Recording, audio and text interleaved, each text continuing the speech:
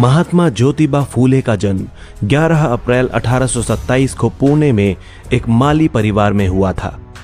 उन्होंने देश में दलितों और महिलाओं को सामाजिक न्याय देने के लिए संघर्ष की शुरुआत की। यही कारण है कि संविधान के निर्माता डॉक्टर भीमराव अंबेडकर उन्हें अपना तीसरा गुरु मानते थे। आज के वीडियो के माध्यम से हम महात्मा ज्योतिबा फूले के प्रेरणादायी जीवन को जानने की कोशिश करेंगे।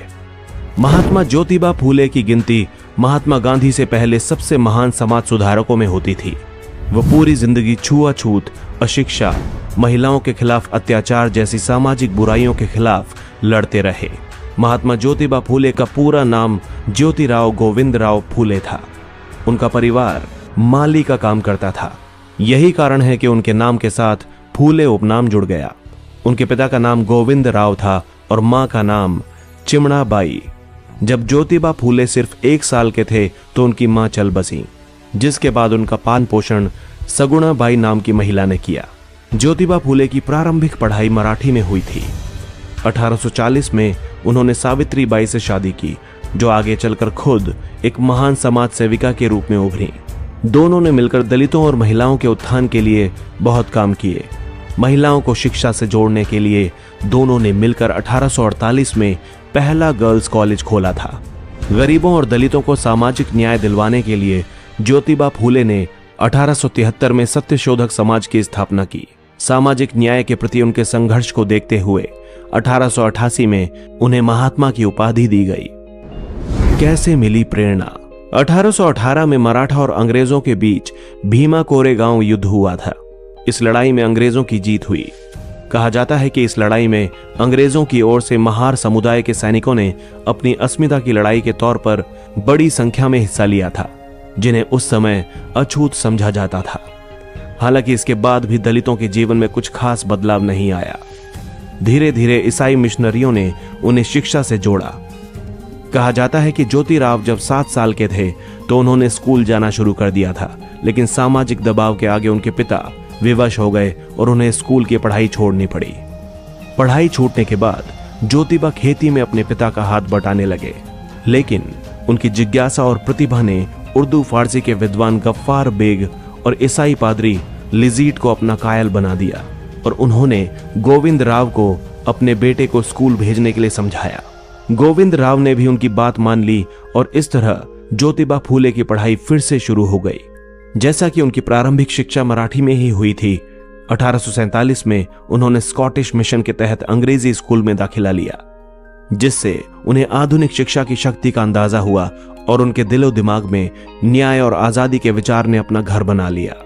अब वे हर चीज में तर्क और न्याय ढूंढने लगे। ज्योतिबा फूले को एहसास हुआ कि यदि भारत में दलितों और महिलाओं को आगे बढ़ना है तो शिक्षा के अलावा कोई विकल्प नहीं है। इसी विचार के तहत उन्होंने सबसे पहले सावित्री बाई फूले को शिक्षा से जोड़ा और उन्हें यह एहसास कराया कि महिला हो या पुरुष, दोनों बराबर हैं। दोनों को इस मुहिम में सगुणा बाई और फातिमा शेख जैसी कई सहयोगियों का भरपूर सहयोग मिला। इसी विचार को जमीन पर उतारने के लिए उन्होंने 1848 में देश का पहला महिला विद्यालय खोला और हजारों वर्षों से शोषित समुदाय के न्याय के लिए खुलेआम धार्मिक ग्रंथों को चुनौती दी। इस तरह सावित्री बाई फूले न सिर्फ इस स्कूल की बल्कि पूरे देश की पहली महिला शिक्षिका बन गईं। बता दें कि ज्योतिबा फूले ने 1873 में मूल रूप से मराठी में लिखी अपनी किताब गुलामगिरी में धार्मिक ग्रंथों, देवी देवताओं और सामंतवादी ताकतों के झूठे दंभ पर चोट करते हुए क्षूद्रों को हीन भावना त्याग कर आत्मसम्मान के साथ अपनी जिंदगी जीने के लिए प्रेरित किया है। इस किताब में उन्होंने इंसानों में भेदभाव को जन्म देने वाले विचारों पर तार्किक तरीके से हमला किया है। साथ ही महिला शिक्षा को लेकर ज्योतिबा फूले का विचार था, पुरुषों ने महिलाओं को शिक्षा से सिर्फ इसलिए वंचित रखा है ताकि वे अपने अधिकारों को कभी समझ ना सके। ज्योतिबा फूले ने न सिर्फ महिलाओं को शिक्षा से जोड़ने का प्रयास किया, बल्कि विधवाओं के लिए आश्रम बनवाए, उनके पुनर्विवाह के लिए संघर्ष किया और बाल विवाह को लेकर लोगों को जागरूक भी किया। हालांकि वर्षों के संघर्ष के बाद उन्हें एहसास हुआ कि यदि दलितों और महिलाओं को मुख्य धारा से जोड़ना है तो जाति व्यवस्था को धार्मिक और आध्यात्मिक आधार देने वाली व्यवस्थाओं पर चोट कर कुरीतियों को खत्म करना होगा। इसलिए 24 सितंबर 1873 को उन्होंने सत्यशोधक समाज की स्थापना की। इसका मूल उद्देश्य तमाम पौराणिक मान्यताओं का विरोध कर समाज को एक नए सिरे से परिभाषित करना था। डॉक्टर भीमराव अंबेडकर ज्योतिबा फूले को मानते थे अपना गुरु। 1891 में डॉक्टर भीमराव अंबेडकर के जन्म से कुछ महीने पहले ही महात्मा ज्योतिबा फूले ने इस दुनिया को अलविदा कह दिया था।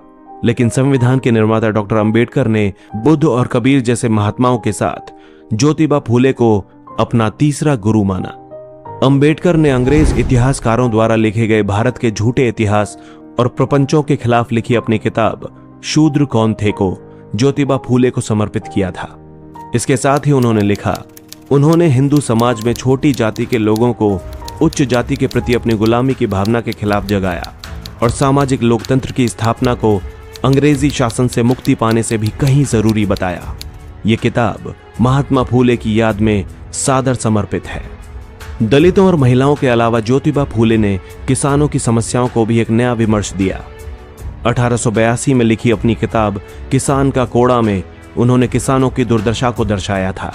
वो किताब में लिखते हैं, अंग्रेज अधिकारी ऊंची जाति के प्रभाव में आकर अपनी जिम्मेदारियों से भागते हैं और वे सेठ साहूकारों के साथ मिलकर किसानों का शोषण करते हैं और यहां से धन ऐंठकर अपने मुल्क यूरोप पहुंचाते हैं। बेबस किसान सब बर्दाश्त करता रहता है। 28 नवंबर 1890 को ज्योतिबा फूले के गुजरने के बाद उनकी पत्नी सावित्रीबाई फूले ने सत्यशोधक समाज की जिम्मेदारी संभाली और सामाजिक बदलाव की अपनी लड़ाई को जारी रखा।